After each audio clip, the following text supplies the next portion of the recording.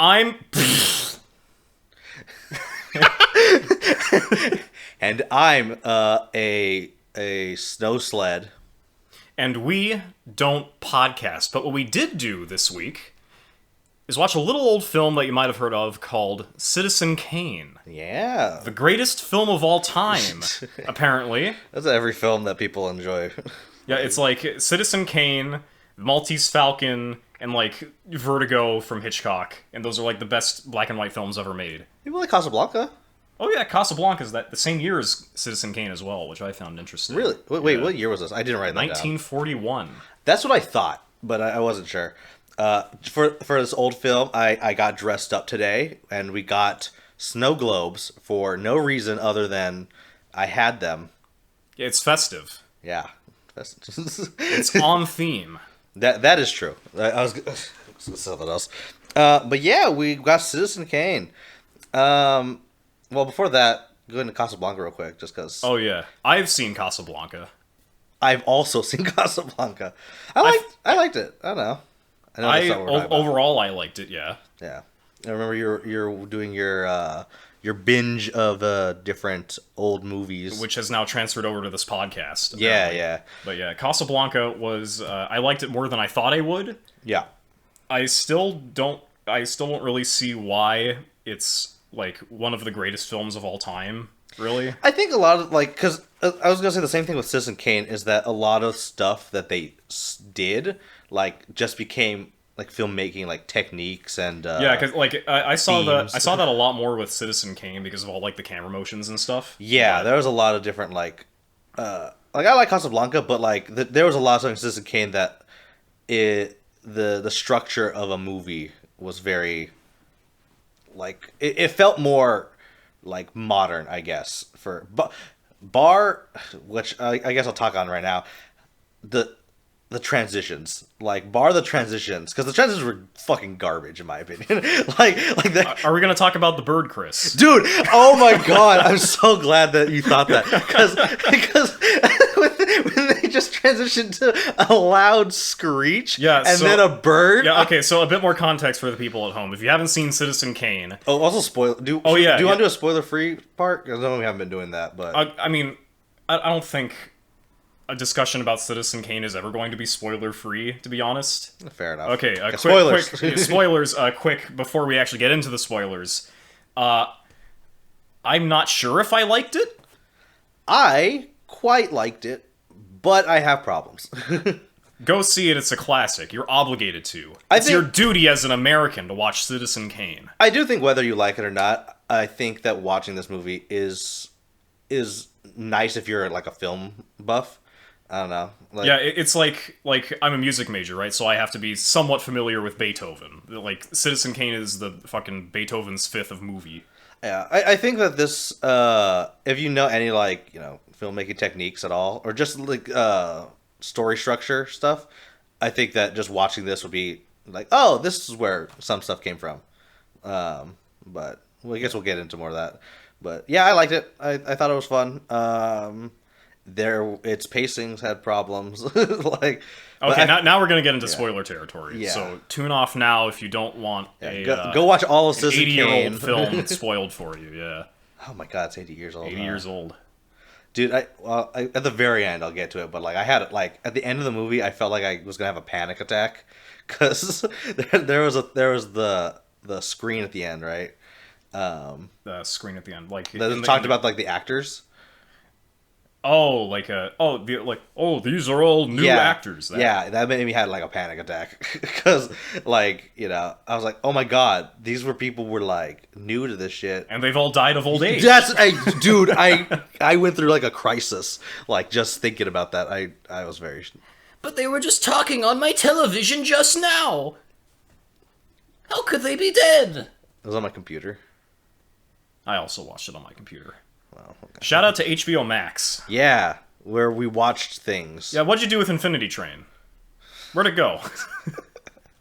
That's watch Infinity Train. Watch Infinity Train. I liked Infinity Train a lot more than Citizen Kane. I don't know about you. I think that's just the notion, for me at least, the notion of shows. I don't know. I've learned that when I enjoy media, I like longer form stuff. So movies are inherently not going to be that. And then even the longer movies typically have pacing problems and stuff and stuff. So I don't know. I just find shows to be more enjoyable just because they are able to flesh out a lot more things of the world and the people. I don't know. I feel like with longer form content, there's a higher risk, higher reward, because the longer a show goes on, the more things can go wrong. But with a film, That's fair. It's like the whole point of making a movie is that it's all condensed into like between 90 minutes and 3 hours. So, Yeah. Well, actually, it is one work as opposed to as opposed to something that you must continue to work on over time with the chaos of the world, bringing talent away and giving new talent in all the time. I actually have a movie that I watched that is, completely agrees with that point. It's a Marvel movie called Werewolf by Night. It came out. I've never heard of that. It came out this past week, but it's basically a monster movie. Okay. And they film it in black and white, and it's very akin to like old monster movies where they have, like it was like a werewolf, but it's not CGI or have a long snout. It's just a guy that's hairier and with a lot of makeup and stuff. Oh, okay. I like that part at least. Yeah, and so and like the weapons you can tell are foam and such, and so it looked and it played very well in terms of the 60 minutes that it was running, because it was very short, simple, like straight like monster movie, but like with modern parts with it, and within the Marvel universe, but it was on its own. So I want more movies like that. And yes, I also want more movies like that. So watch that. I mean, it's fine, but like I think that it works well, lending itself to being a movie format, because any longer and it feels it would have dragged, and the characters aren't supposed to be that deep, and which is fine, like they don't have to be, and they serve their purpose very well. So yeah, I feel the same way about video games. Like, okay, I've been playing games for a long time, and I've gotten to the point where I've played so many games, and I have so many more games to play in the future that I just want them all to be really short so I can get through all of them. Okay, yeah. So, and like, I mean, we've talked about this before, not on the podcast, but for a 2-hour film or anything longer than like an hour and a half, that's something that you have to schedule in your day. Yeah. So it's like harder for the individual to do that. It's really hard to watch a movie, you guys. It's hard work, this podcast. Yeah, we're struggling out here. Well, yeah. Some of you enjoy this. Yeah. Well, thank you. I hope you're happy. I actually do. Yeah. Martin Scorsese would be proud. We're less than 10 minutes into talking about Citizen Kane, and we've already drifted off to Marvel movies. So today we're quenching our thirsts on hopefully a lovely chai black tea. I was gonna say that transition felt just like Citizen Kane. Yeah. Give me some. It smelled strong before we poured some. Do you want more? Sure, a little bit. Thank you.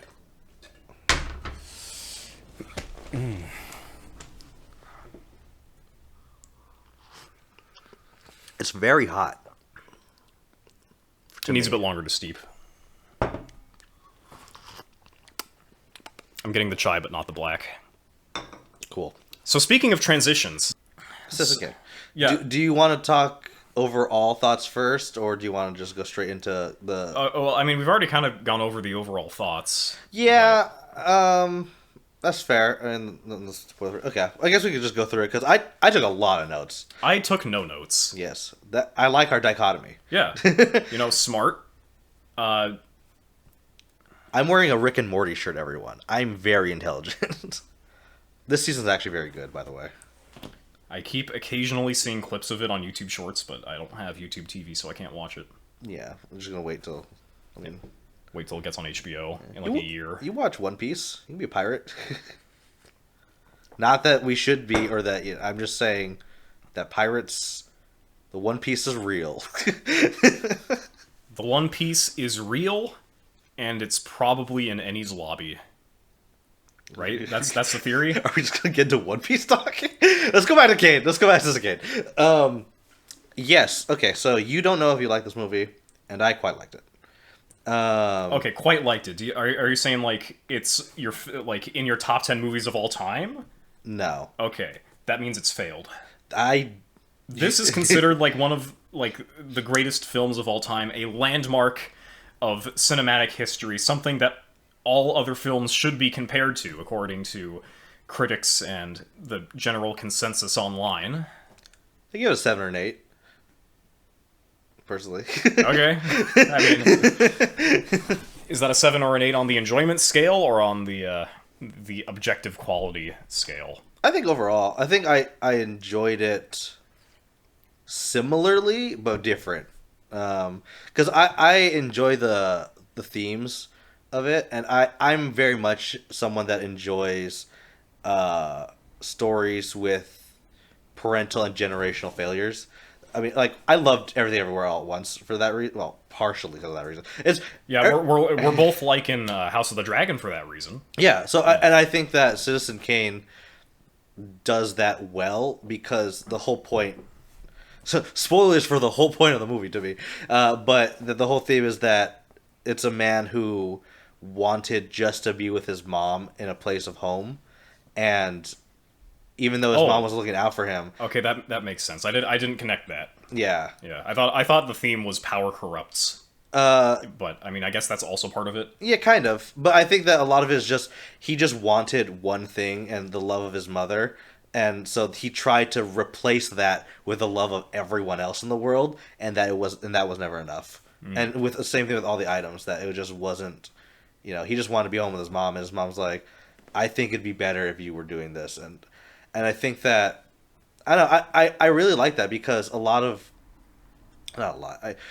I feel movies back then weren't as introspective. Maybe I don't know. Well, I mean, I don't think that's entirely true because like Twilight Zone did a lot okay, of stuff like that. I don't.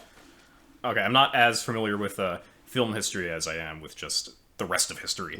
But I'm pretty sure the 40s, like the Hays Code, began in the mid 30s. Okay. Do you know what the Hays Code is? I do not. Okay, so the Hays Code, in a very simplified version, because I don't know the details, is once films started to become really, really popular around the U.S., there was either a section of the federal government or some branch of something here in the U.S. that said, oh no, we're showing all the kids all these dangerous things like violence and sex on TV.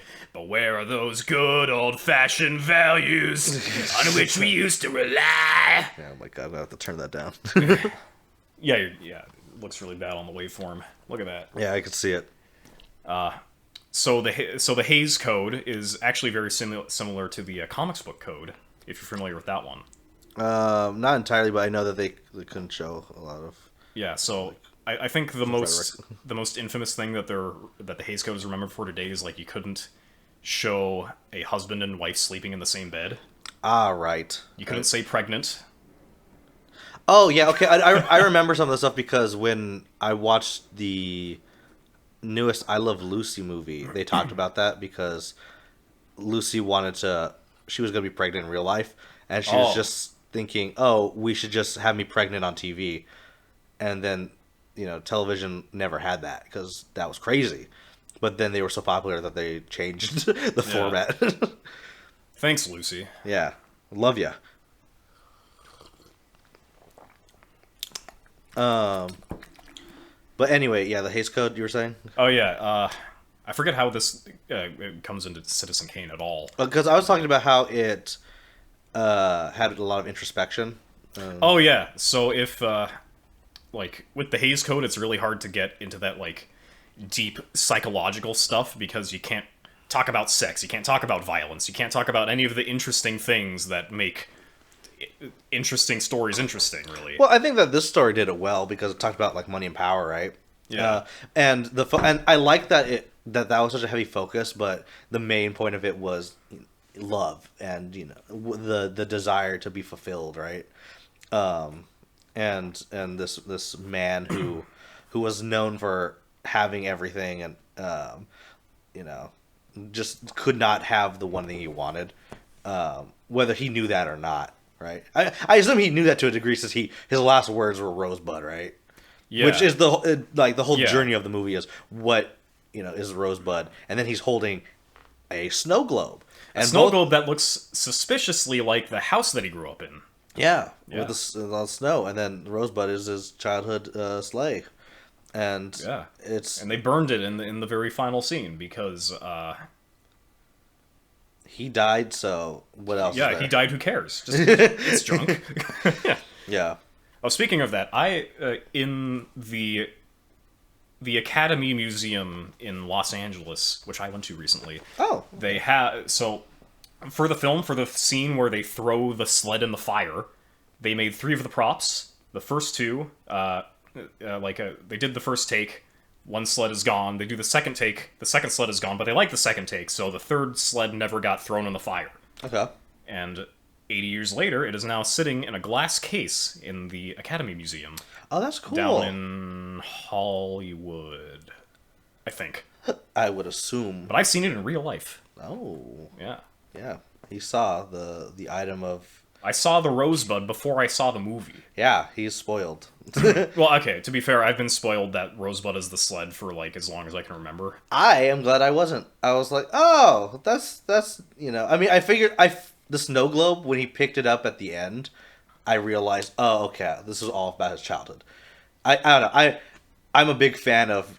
Okay, this will sound bad. I'm a big fan of childhood trauma in movies, just when they talk about it and they deal with it because, I mean, a lot of times people don't deal with their childhood trauma, and a lot of times that is what stems their entire being, whether that be from the things they were born with or how they were raised.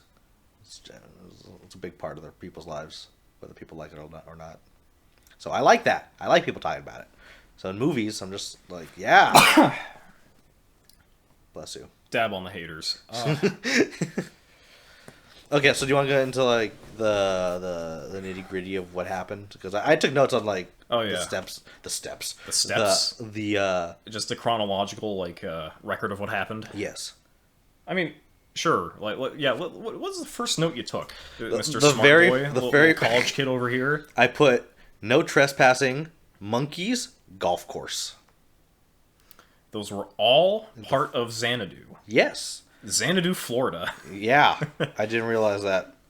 I was telling you off the air. That's not the term. Whatever. That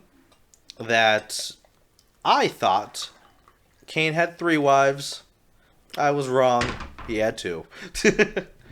I don't know why. I thought I heard them say he had 3 wives. And also, they never got back to his first wife dying because they said that she died and her son died in a car crash, right, or something. Oh, you know what? Yeah, I think they did. Yeah, but And then they never came back to that ever. no, they didn't. Yeah, Which the second half of the film was pretty much dedicated solely to him and his second wife. yeah, which was important. Sure. To I'm sure it is. as we'll get to. Yes. Okay, so this is going to come up a lot probably throughout the rest of the podcast. Character studies are probably my bottom 3 stories that someone can tell. Fucking love character studies. I cannot stand character studies, really. For this example in Citizen Kane, I thought the film itself was engaging, but it's not something that I'm going to be looking on as an example of one of my favorite films or anything. It's just it's sad and it's uncomfortable because we're trying to figure out the mind of someone like Mr. Charlie Kane. Yeah. He's just a guy. Yeah. There is Well, I think there is a story behind the man, but it's behind the man. Well, the man is the story of the film, and I like the story. I want to get the story, not the character story. well, I don't know. I feel like character studies to me are very interesting because you get to see why people do things, which to me is the essence of stories being made. because a lot of most stories are characters doing things and why they do things, and so I think that just revolving around the skeleton of what that is very interesting to me. Sure. And Yeah, I can accept that. I'll concede this point. and going back to what you said about how he's just a guy, I think that's the whole point of the title of the movie. He's a citizen. Oh, he's a citizen. Yeah, because the whole I thought it was called Citizen Kane because they were dunking on him, like, haha, you never became governor. I was thinking that maybe, but I was thinking that the entire movie he's regarded in all these titles and high regard, but like I said, it all goes back to he just wanted to be a normal person with his family, like so he just wanted to be a normal to him a normal citizen, right? I do not believe that at all. That's fine. My interpretation is that, like, okay, first of all, I did not pick up on that it was just supposed to, oh, I just want the love of my mom, so I'm going to replace that love with everyone else. I thought it was just power corrupts. Yeah. So when he did things like making the newspaper go full yellow journalism and getting like lying to the public to get everyone to love him and eventually becoming like the richest man in America or whatever, like that's just I don't what think he wanted to do because he desired power. And But power corrupts. I don't think that that's true though, because the whole point is that he was telling his opinions on things, not that he was like objectively lying to them. Because a lot of the stuff that is stated in the not the tabloids, but in the Inquirer, he is a lot of his opinion on things. Like, oh yeah, I think we should go to war. Oh, I think this person is corrupt. It's not like a lot of them were just like blatant statements, right? Like even when he's criticizing his second wife as if he was his friend, or as if he was Leland, right? He wants to make sure that I'm being honest, and and if I'm being honest, and fighting for the people, these people will love me, and that's just not how, obviously that's not how that works, right? It's like he can't have control over them like that. And because he was fighting what's his name, Walter Thatcher. Thatcher. Yeah, the banker. His adoptive father. Yeah, because he kept arguing to him about how he didn't. I don't want your money. I want my money. Well, I'm gonna make my money. Well, he wasn't even saying that. He just thought that talking to people and like expressing himself was more important than getting any field that would get in a lot of money. Because when he started the newspaper business, or when he got into it, Thatcher was like, "Oh, this isn't gonna like do anything for you. This is then it did go out of business." Like, I mean, that was more the Great Depression, but still. So I think a lot of it instead, like, I do think that power corrupts because a lot of the stuff got to his head and made him think that he was righteous and was right. But I don't think that he went in, nor stayed in kind of doing that. I think he was trying to like be this person that he thought would be loved, right? Or that would be like looked at fondly by everyone. Like even with the second wife, right? That he kept doing these things because he's like, oh yeah, this will get me love, because she wants to sing, so I have to make her sing. But that's not, what gets love from people. Yeah. I don't disagree. I mean, that's fair. I still don't like the film. It's like, okay, for me, the film was engaging. Yeah. But I didn't enjoy it.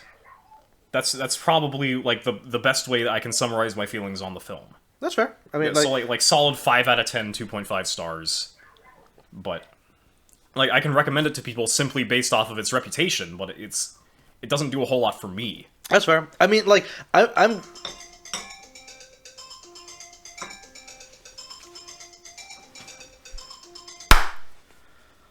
Whoa! Oh my god! What were we talking about?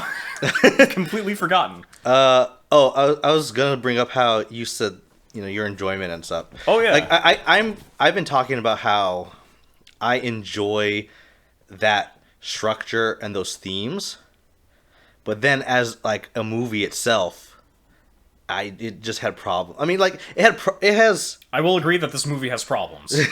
I will. Yes, it has problems. I think that just most old movies have. They didn't know. They didn't have the technology. They didn't have the. I'm more talking about like direction, right? I think the shots, I thought they were pretty good. Yeah. So the camera work in this film I thought was really good. I agree. And there's I picked up on it, and I don't know what any of it is suggesting, but there's a lot of symbolism in there for like when people are in shadows versus in the bright light. Or, like, facing away from the camera or facing towards the camera. Like, there's a lot of that in there. Like, every shot of this film has something going on with it, cinematography-wise. Yeah. But I don't know what it means or what they're suggesting. I couldn't really tell you just based off of memory. Yeah, I think it has something to do, like, with the nature of watching. Like, similar to how Nope does it. Like, because the film is not actually the life of Mr. Kane. The story is a reporter going to people asking about the life of Mr. Kane. Yeah. And the reporter, the only time we see him is when he's in the dark and the camera is looking past his shoulder. Yeah. So, like, we're taking an eye with him. And then... Because, well, actually, one of the things I want to talk about is the, filmmaking, right? That this thing... It was indeed a film that was made. You're so funny. I know. The things that were new for filmmaking that this film did was unreliable narrators, flashbacks, and no omniscient perspective. Oh yeah, and so those are a lot of the stuff. So we're actually going to get into this a little bit more next week or the week after that. But I'm so fucking tired of flashbacks, Chris. I've seen too goddamn many of them. Dude, this we okay. We'll talk more about that next week, but. Yeah. Okay. Yeah. So watching this. That was your problem with that. Yeah, I have more of a problem with it in next week, but hopefully next week. We'll okay, see. I think it works a bit more for Citizen Kane because the whole movie is structured around flashbacks, so it's not as bad. Yeah. But I'm really tired of flashbacks, Chris. I can't fucking take it anymore. Just give me something that happens, damn it. Yeah. Okay. That's fair. At least, yeah, for this movie, I think that it does it well enough. Because it's structured where the flashbacks are stories being told by the people, right? And so they're told from their perspective. Yeah. So, like I said, the unreliable narrator. Yeah, every time we flash back from a different perspective, we get a different emotional version of Mr. Kane. Yeah. Like in the very beginning, he's like this charismatic businessman. Like, why yes, I will do exactly what I told you I will, even though you said I can't. And then when we get to the final flashbacks, he's just like this really grumpy, angry old man, it's controlling. Yeah, like a.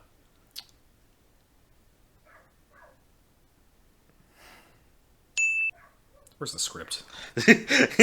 Line. I'm making a fool of myself, Chris. I see that. I'm there. Yeah. I'm making a fool of myself just like Mr. Charlie Kane made a fool of himself when he had an affair. When he had an extramarital affair. What did I put? I said when they were doing the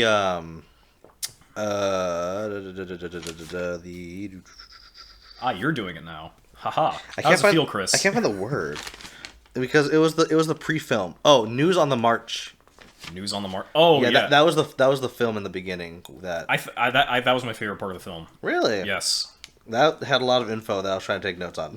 Yeah, there was a lot of like historical context. Where I'm like, oh, that's cool. Yeah, it's because then there's like another layer that since the film was made 80 years ago, that there's like even more historical like nuance to it. So my history brain is firing off like, ooh, I know what these things are. Oh my god.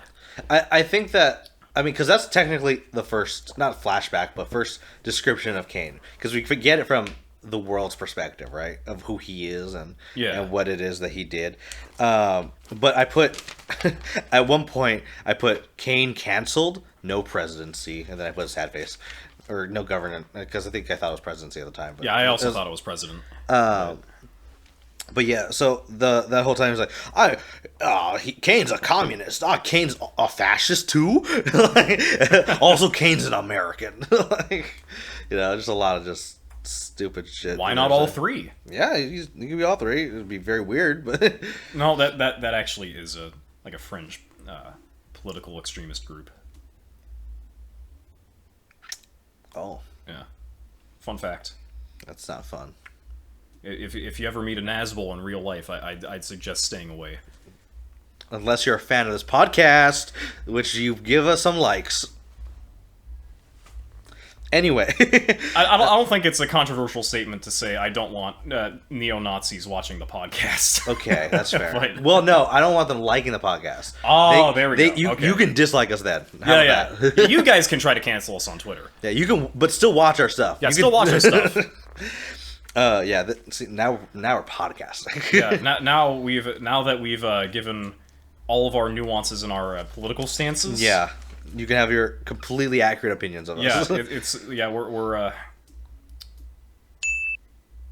fuck. This is like the third time this has happened now. I've completely lost my train of thought. Dude, this movie's corrupted you. The movie has corrupted me like power corrupt. No, how. Fuck. It happens again. Citizen Kane has drained my IQ. I am stupider for having watched this film. See, you have to have a really high IQ to understand this film, Adam. Yeah, obviously. Fucking. I mean, this is probably why I didn't enjoy it. Because I'm just not smart enough. I did not get a STEM degree like you did. Yeah. So now I can't understand Citizen Kane. Yeah, I think that is why. I have shit taste. No, the reason I can understand it is because I was a psych major for two quarters. Ah, yes. Not because I'm computer science. It's because I got the character like down pat, I think. Anyway. So tell me, does Mr. Kane what's his id like? That's a psychology term. He's depressed. Ah. Okay, I guess we could go back to talking about the film, and we're not really talking about it in order. We're kind of just talking about like points and stuff. I took so many notes too. Let's see. Okay, actually, you know what? We should probably talk about the transitions in this film. Well, I guess we could talk about the way this film is bad, because I think it's I would love to talk about how the greatest film of all. I'm gonna have to make so many cuts with you just staring off into space and not knowing how to talk. Dude, I'm gonna look like a fucking idiot this episode. This is gonna be great. my editing skills will make you look just fine. Don't worry about it. Oh no, I hope the audience still stays. Yeah.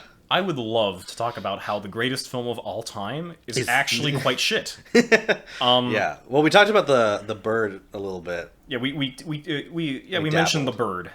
That was towards the end of the movie with fucking hilarious with the butler, because the butler, what was it? The butler started talking about how he so comforted. I had to go back into the film to rewatch this part just because I wanted to confirm that it wasn't like someone outside my window. Oh really? I wanted to make sure that this was actually in the movie. Yeah, because it was so fucking baffling. Yeah, it was wild. 1 hour 48 minutes, I believe, when the transition for the butler's side of the story, it cuts to a shot of a parakeet, and there's a scream. Yeah. It peaks all the microphones, and then it just goes into a fade in like all of the rest of the transitions. Yeah. And it has nothing to do with the film. I'm confident that it was an error that they just left in. I was gonna say, because like, unless parakeet is like symbolic for something, but I don't... Yeah, I don't know if parakeets are symbolic for anything.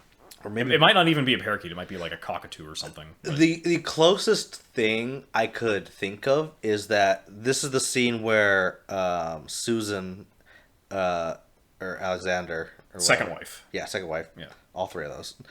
Where she walks out of the building, right? Like that's that scene, right? Where it cuts to outside the house, her leaving, and then it goes inside to where Charles is, right? I think that's the scene. It's talking about the butler. If it's not that, then it's really close to that scene. Because the only thing I can think of is that showing the bird is showing that Susan's now free and she can like leave this place, right? And the scream symbolizes... I have no idea what, like, again, this is me being generous. The scream, I cannot for the life fathom what that meant. Why they left it in. Just mute it. You didn't even have to do anything. You didn't even have to have like a cockatoo in there either. It could have just been a fade-in. But okay, it is, like I said, that's the most generous symbolism I can give for it. Like, is maybe her leaving. If you're not like super big brain tenured professor level looking at this film and like picking up on all the symbolism on your first watch, then that is so jarring. It is the most obvious audio error I have ever seen in a film. It was so bad. The thing is, it's awesome because we get to talk about it, but like, man. Oh my god. Like, I did not expect there to be a jump scare in a character study from the 40s. But there was. You see, the thing that's funny about that too is then like a minute or two after is just a solid like 5 minutes of him just destroying the room. And I was like, this is so like, I don't know. I get it because you're trying to show his deterioration of his mind and his like life, but it was just so slow. Yeah, there was nothing else in the film that was like non-diegetic like that scream that would like ramp up to that at all. Yeah. So it just comes out of nowhere. Yeah. And they never mention it. Yeah, I just think that having those two scenes very close together was very funny to me because it kind of whiplashes you. Yeah, like we're getting this real sad tale of this guy who's going through some problems, and then suddenly we're in like a poorly edited student film. It's great.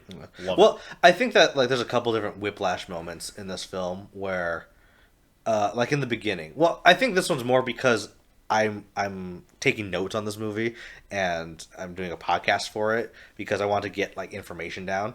But the very first like the pre-movie, right? Where that's the like the newsreel. Yeah. Yeah, okay. Because that's going by lightning fast. Yeah. And as someone who's trying to like take notes on this stuff, I was like, oh man, this is a lot. And then it gets to the actual parts of the movie where the people go around talking and discussing Charles with everyone. And I was just like, man, it's so slow now. I don't know. Like, I get probably it's not that bad, but it's just okay. For when the movie came out, it would have been a lot easier to digest because like back at the time that was current events, not history. Yeah. Like for perspective for us, Citizen Kane to us is as old as the Civil War was to the people watching Citizen Kane in theaters. Yeah, that's wild. Yeah, fun history fact for you. Yeah. So that was a little bit of whiplash, for me at least. I could follow along, but that's probably just because I'm a history nerd. So yeah, I was trying to take a lot of notes because I was like trying to see what people like they kept saying about him, and his life. Like other than that, I mean, I wasn't really like. Yeah, they were in the Great Depression. Yeah, apparently he caused the Spanish-American War. Dude, I took the notes. I don't know if it's a pet peeve of mine, but I always have mixed. Well, I always have mixed feelings of stories that take place in the real world and like have and that like give alternate fictional causes for real life events. Yeah, like Forrest Gump, for example. Yes, I could name 4 other things like where Kennedy being killed is because he was like a mutant in X-Men. and I forgot about that. Yeah, that's canon. That is canon.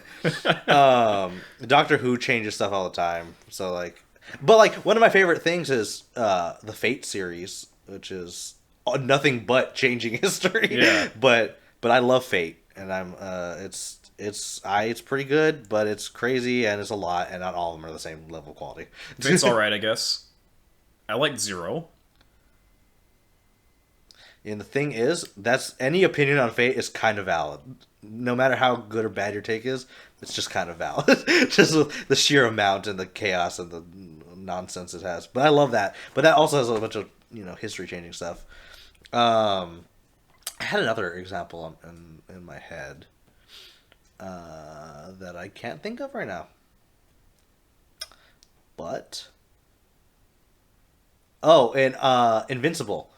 I was hoping that you'd just like keep stirring in that mind of yours silently, so that there'd be like it wouldn't be as bad of a contrast between the two of us. But now you've just shown me up. In Invincible, Abraham Lincoln was immortal,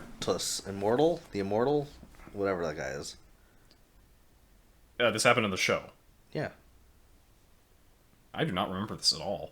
Yeah, remember the guy that... Spoilers for Invincible really fast. Invincible's really good. Go watch that. Yeah, at the end of episode 1.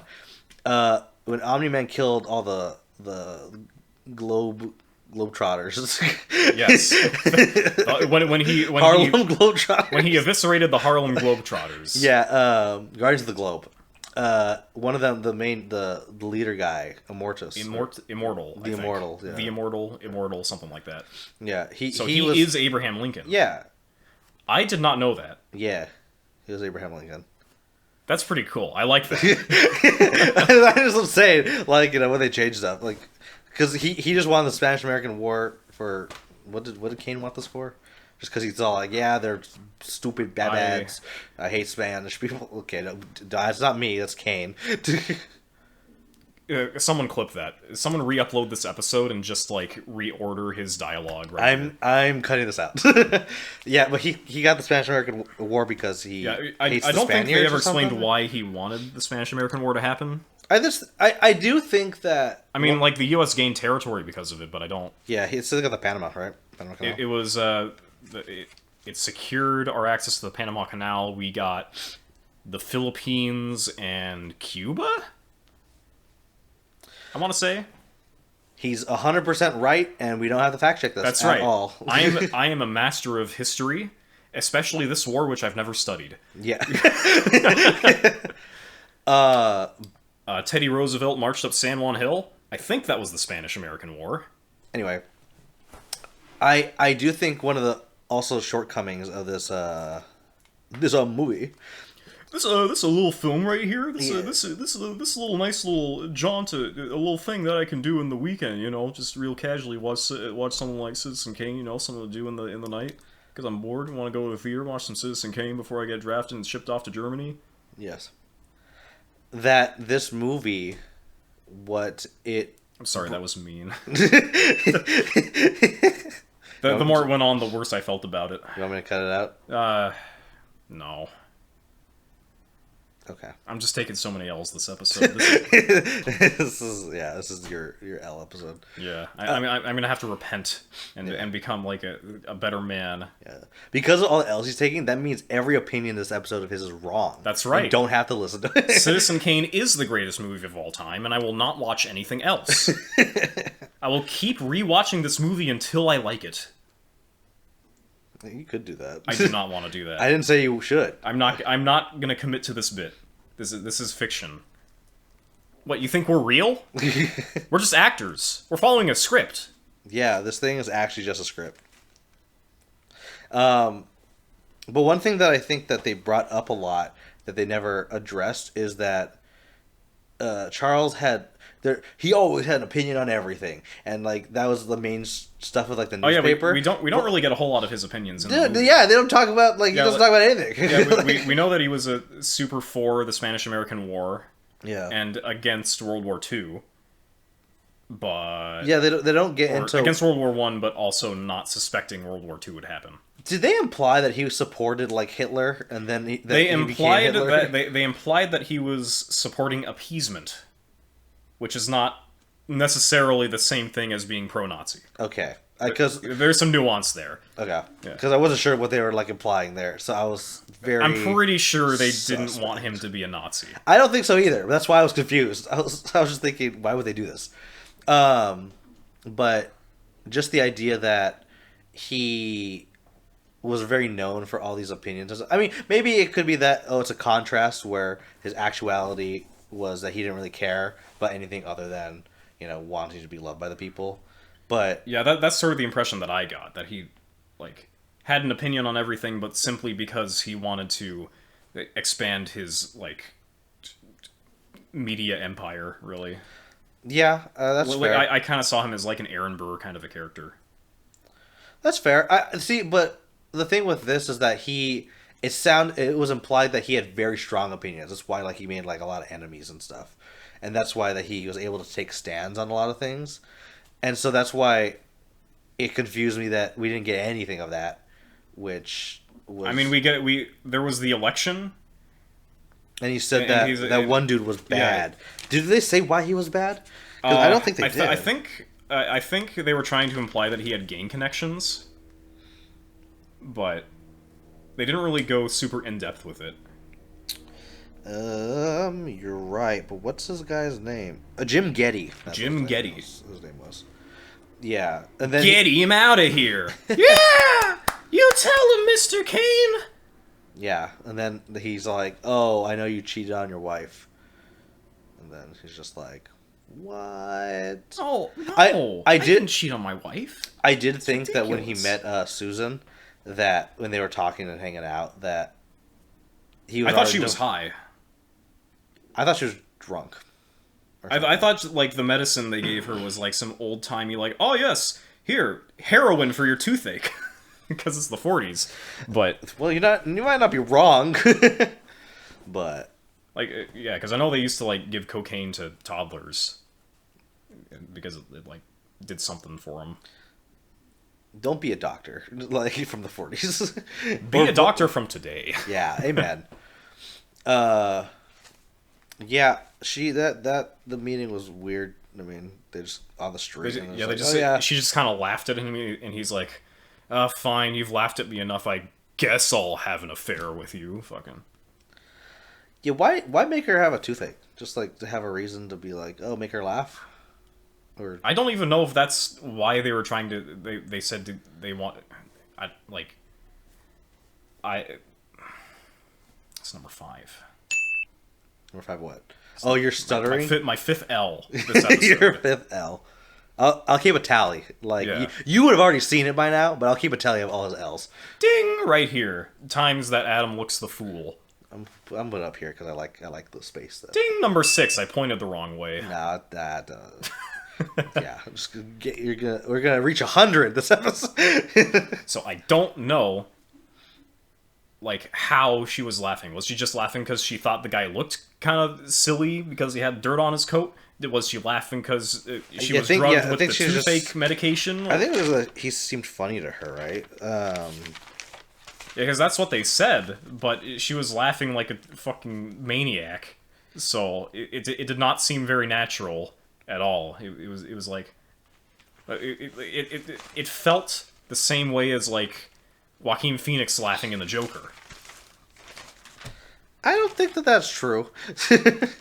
I think that just I took her like laughing like that and just her interactions with him as she was an innocent like child or kid or whatever. Because she was like 22 when she met him. Yeah, and he kept referring to her as like a kid, but you know, youngin or whatever he said. And the way he that might be it. That all the stuff that they were doing was very childlike because a toothache, you know, a kid would hurt. He never really had a childhood because he was shipped away to go live with the banker. He had a kid though, like. Oh yeah, he had a kid. Yeah, by this point he had a kid, which confused me because he didn't. I mean, for the one scene had a son in it. He seemed like he cared about him. Yeah, he calls his son. He's a junior. Goodbye, father. Goodbye, son. Yeah, I do think that would have been better, his relationship with his son, because it could have shown how his mother failing him transferred. But then they just don't talk about it. It's not even that he ignores his son. It's just that they just don't talk about it. Yeah, him having a son is a very, very minor plot point. Which I feel like would be more important to him. I do feel like, all the stuff about his mom. That's another problem with this movie. But, like, when he's talking with Susan, her toothache, he wiggles his ears, they do shadow puppets. These are all kid stuff. Yeah, it was all kid stuff, yeah. And I think that was the point of making her this childlike. And maybe you're right that it's a childlike innocence that he wishes he still had or whatever. But it you know it does make him come off really creepy, and which I don't think was the point of that. It was more just about his childhood stuff. But they both have mommy issues because her mom wanted her to be a singer, right? And then she was a singer. Because he made her be a singer. Just like her mom. He is her mom.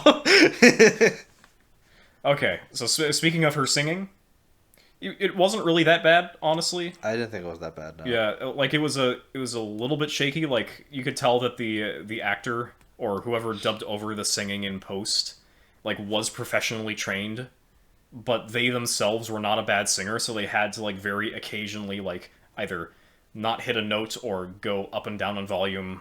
But for the most part, it was like indistinguishable from just a normal opera performance for like the normal person. Yeah. So, not very convincing.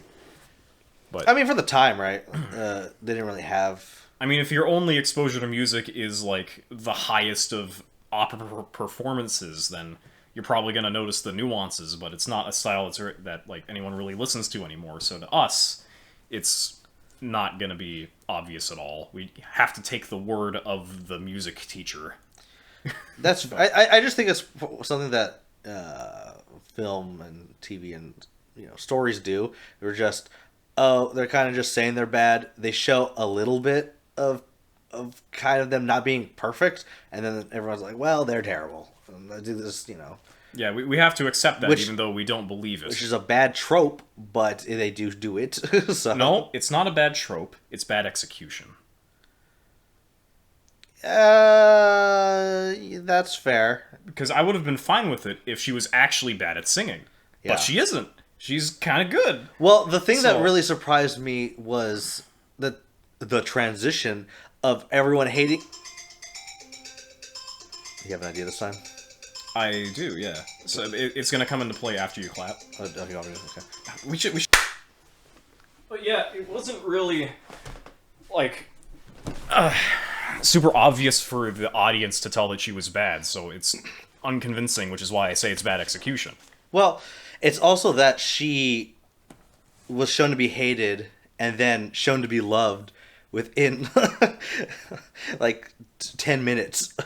Like, she went through all the emotions of, oh yeah, she was terrible, oh yeah, she's amazing, everyone loves her, and I don't just, like, maybe it's to show the point of, like, Charles will push for something until he gets what he wants, maybe, but, I don't know.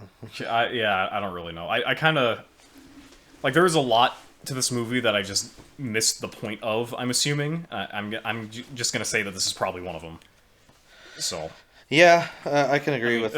I can agree that you missed. For my small, tiny pea brain, I thought the point of his second wife was just another example of him, like, making someone's life terrible. I mean, I do think that that's part of it. That he's so self-destructive, right? That he just ruins the relationships because of his desire to be loved. I just think that her role is just an amplified version of what's his name, Leland. I just think that each relationship just gets more and more like strained, right, as they go on. Yeah, that makes sense. So it's just showing his natural deterioration. Deterioration. I was gonna say that first, but then that's my fuck up. God, I'm gonna have to remember this.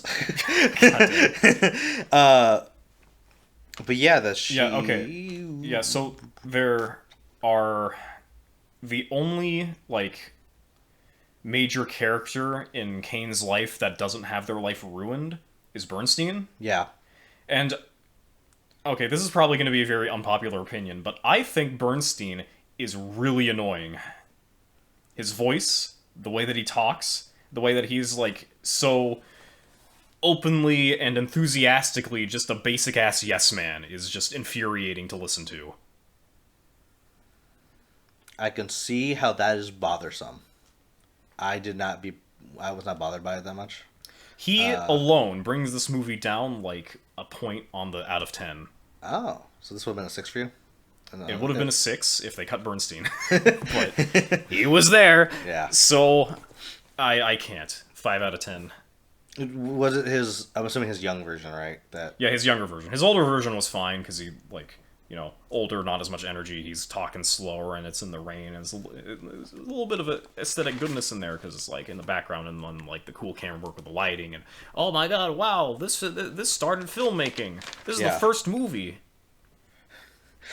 This is unprecedented. Yes. Bernstein was concerned with that Susan was okay. Why? I don't know because I don't remember this at all.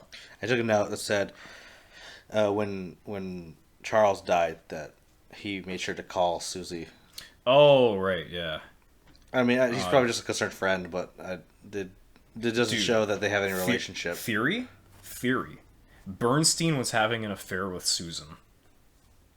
And that's the real reason why she ended. That would be interesting. If only there was any other evidence to support it. Yeah. Oh, random, I know. But I remembered one of the scenes that was very funny to me was when Charles was with his first wife and they were going through the life of a married couple of them. Oh, yeah, I like that shot. And then just spinning and then just like going to them being like, more and more spiteful and like 6 months later, 6 months later, 6 months later. I thought that was done pretty well. I thought it was a very well done little scene to like show the degradation of a marriage in like under a minute. Yeah. Like today we have Marriage Story, which took like 2 hours. But Citizen Kane did it in like like Marriage Story. But this is why Citizen Kane is the greatest film of all time. Yeah, because it does it in seconds. Exactly.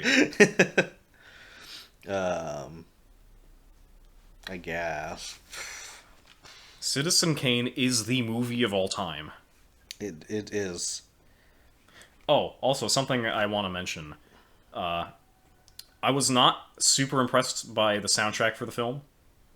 I thought it was all right, but nothing super special. Wasn't anything but stand out. The guy who composed the music is the same guy who did the music for Psycho. Oh, Bernard Herrmann, and the the introduction track for Psycho is an S tier musical piece. Fight me. I haven't watched Psycho, so I can't say. Also, you're the music major, so I can't. Sound good. This film's okay. Well, there you have it. Yeah. But yeah, he also did the music for like a lot of Hitchcock stuff, but Psycho's the most memed. So that's the one that you guys recognize. Maybe. You know what other shot I really liked? I liked the infinite mirror scene where he's walking. Okay, like, so away. That is the only scene or the only shot from this movie that I've seen besides like the Rosebud reveal at the very beginning. Like before I saw the film, because I remember watching a video essay about that shot like 8 years ago. Oh my god. And I don't remember what the conclusion was, but it was symbolic for something. Yeah. I assumed that, did I put exactly what I thought that was? Raymond the Butler. Because like in the shot, he's walking by a hall of mirrors, and we're seeing him walk by, but also a reflection of his reflection of his reflection. Yeah. So it's like it's only him, and he's so isolated, even though it like looks like there's a lot of people, and along with that, each one is less him than he is, right? Sure, possibly. Like maybe you, like you said about his opinions, right? Like each thing that he was saying is like less and less of what he actually is as a person, because he becomes less like a person and more just the titles that he is and the opinions that he gives, according to the people and such, which I thought was kind of interesting and kind of neat. It was like the shot looked good. Yeah. So I'm fine with it. I'm sure, like, I don't know, Nerd Writer 1 on YouTube it has a video on it or something. What should we talk about? Like, what do you think of the acting? Oh, yeah, the acting was good. I mean, Well, we're talking about the different pieces of the movie, and we kind of like address we've gone over this before. I'm not one for actors or acting really, unless it's voice acting. because you sound. Yeah, because it's sound. But I can tell that Orson Wells is a good performer as Mr. Kane. He directed the movie and Yes, he produced did. it. He's crazy. I don't know how common that was back in the day, but It was probably more common because of like lower budget, fewer people in the industry. But possible. Yeah, I don't know. but he was very good. I was impressed by his skills as a performer, but I am not entertained by being impressed by the skills of a performer. I think his shots, like we talked about before, were good, but Yeah, I thought that like in the scene where he's destroying everything in Susan's room after she leaves, I thought that was like I was imagining on set how they choreographed that scene because it like on camera it looks like he's just going full anarchy chaos, but he's not going anywhere near the camera or disturbing anything that would compromise the shot, really. So he must have like mapped out everything like oh yes, I'm going to flip the table over and then go over to the cupboard, and after I go to the cupboard I'm going to go to this one X on the ground that they can't see and punch the wall or whatever. yeah. But yeah, the problem, I mean, I got entertainment out of that, but the problem is that I was thinking about the behind the scenes stuff more than being enraptured in what the film wanted me to be enraptured in. Do you think that that's a discredit to the movie, or just just your enjoyment? I mean, I have shit taste, like we've established, so it's probably my issue. I think you have shit taste, but I mean, you do have different opinions. I mean, which is fine, right?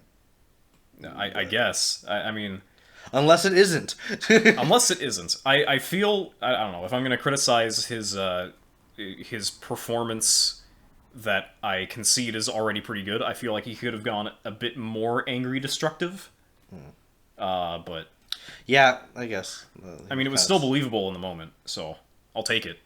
I just thought it was funny just because it was slow and drawn out, like which for me took me out of it a little bit, like towards the end. But then he grabbed the snow globes. He grabs the snow globe, and you're like, oh my god, the symbolism. Yeah.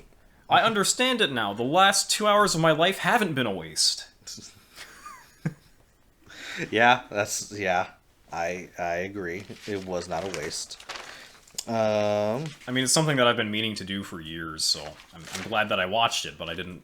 I was very Again, I didn't quite enjoy it, but I didn't dislike it. yeah. Yeah. You're like, it was a movie. Damn you, Bernstein! It could have been a higher rated for him.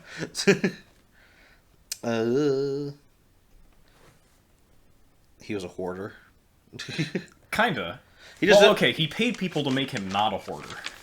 Like, he had servants moving everything around. Yeah, but he just was kept everything. An obsessive collector. Well, because he didn't want to like let anything go, like he was let go. Yeah, and he didn't want to leave his wife go. His wife meant the same to him as the statues in his house were. Okay, That's an interpretation right there. That's some good shit. Someone write a paper on that. you could write a paper on that. I did write down Charles collected statues because he looks at them no different than people.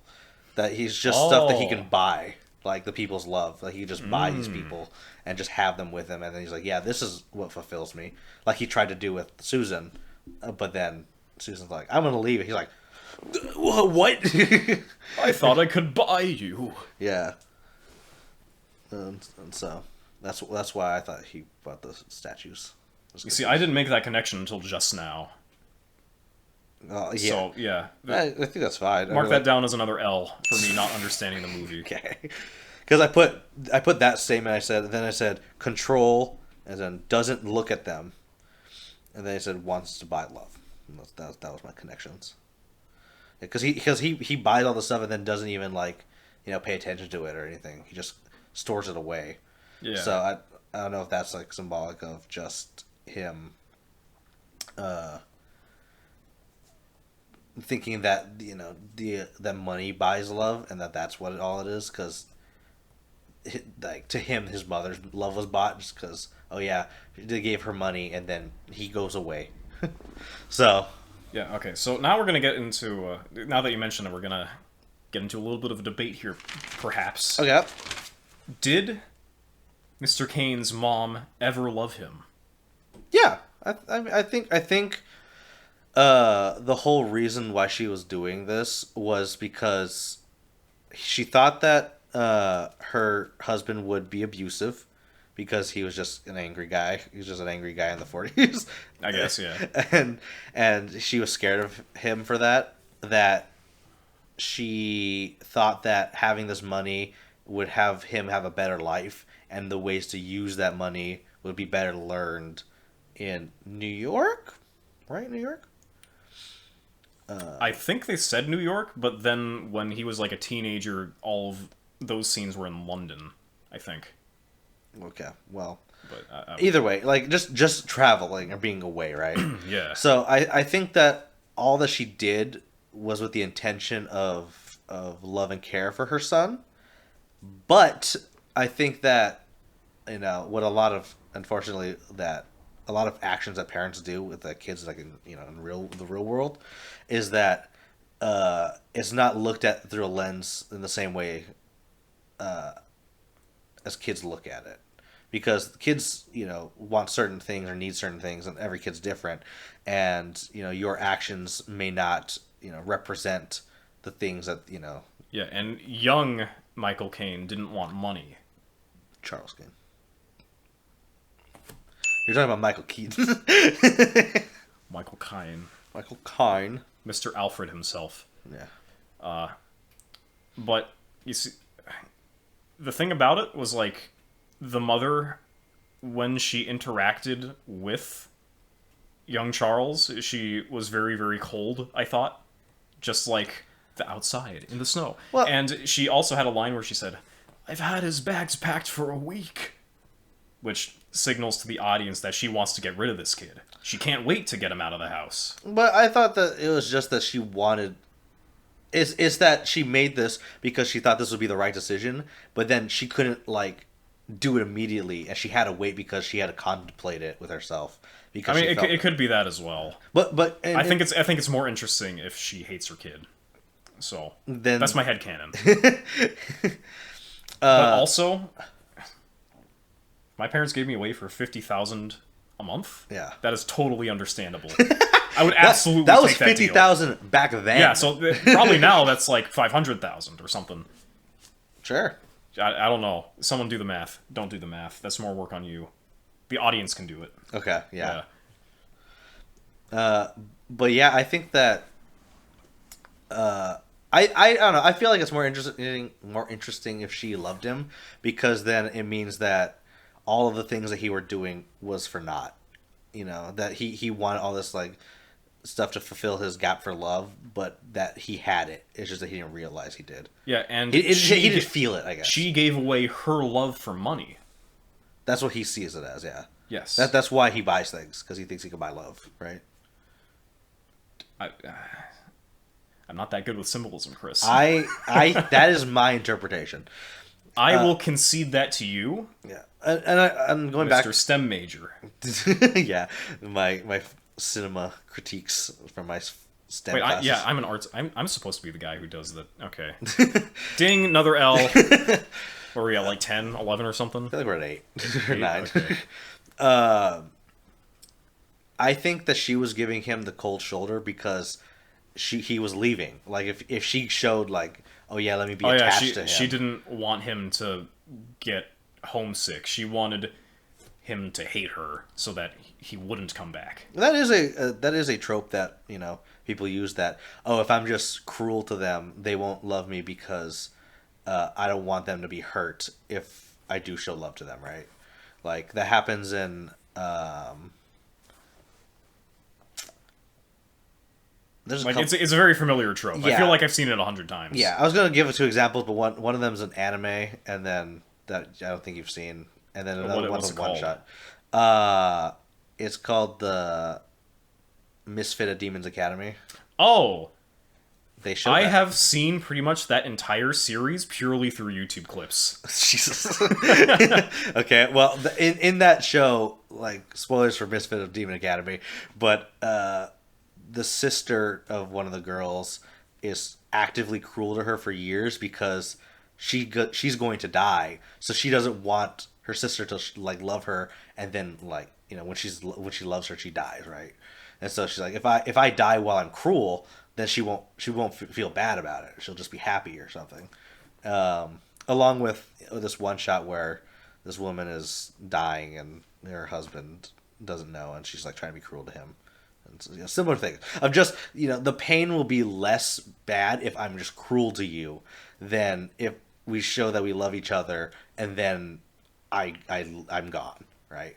Which I can understand. I do feel like realistically the pain of losing someone you love is probably more painful than being hated.